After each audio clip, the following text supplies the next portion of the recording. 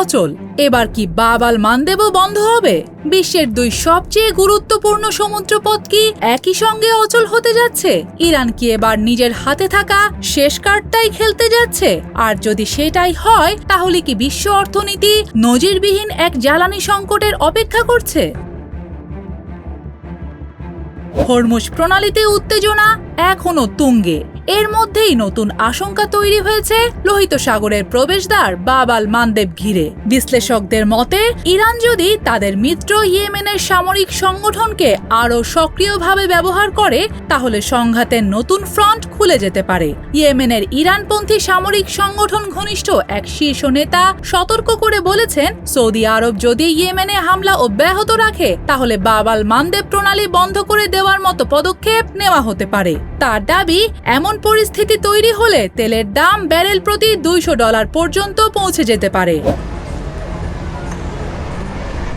বিশ্লেষকদের ভাষায়, হরমুজ ইরানের সবচেয়ে শক্তিশালী কৌশলগত চাপের জায়গা, আর বাব আল মানদেব হতে পারে তাদের শেষ বড় চাপের অস্ত্র।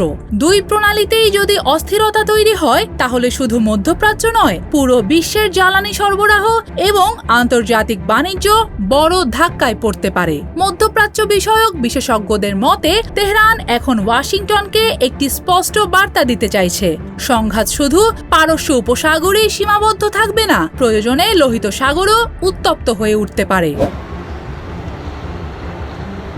তবে এটি হয়তো পূর্ণমাত্রার যুদ্ধের সরাসরি ঘোষণা নয়, বরং ধাপে ধাপে চাপ বাড়ানোর কৌশল।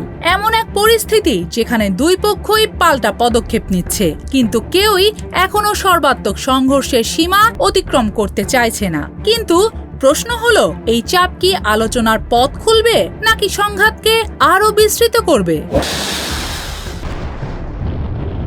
ইয়েমেনের ইরানপন্থী সামরিক সংগঠন অতীতেও বাব আল মানদেব এলাকায় বাণিজ্যিক জাহাজে হামলা চালিয়ে আন্তর্জাতিক শিপিংয়ে বড় ধরনের বিঘ্ন ঘটায়। ফলে বহু জাহাজকে আফ্রিকার দক্ষিণ প্রান্ত ঘুরে চলতে হয়। বাড়ে পরিবহন ব্যয়, প্রভাব পড়ে বিশ্ব বাণিজ্যে। নিরাপত্তা বিশ্লেষকদের মতে, যুক্তরাষ্ট্র যদি ইরানের গুরুত্বপূর্ণ অবকাঠামোতে হামলা আরও বাড়ায়, তাহলে তেহরান ইয়েমেনের ইরানপন্থী সামরিক সংগঠনের মাধ্যমে বাব আল মানদেবে চাপ সৃষ্টি করতে পারে।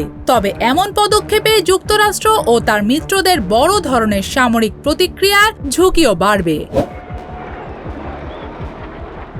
এদিকে উপসাগরীয় অঞ্চলের বিশ্লেষকেরাও মনে করছেন, কূটনৈতিক সমাধানের সুযোগ দ্রুত সংকুচিত হচ্ছে। কিন্তু একই সঙ্গে তারা সতর্ক করছেন, এই সংঘাত যত দীর্ঘ হবে, পুরো বিশ্বকেই তত বেশি তার অর্থনৈতিক মূল্য চুকাতে হবে।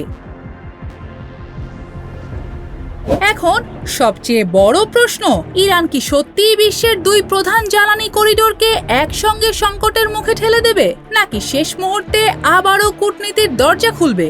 সেই উত্তরই নির্ধারণ করবে মধ্যপ্রাচ্যের পরবর্তী অধ্যায়, আর হয়তো বিশ্ব অর্থনীতির ভবিষ্যৎ।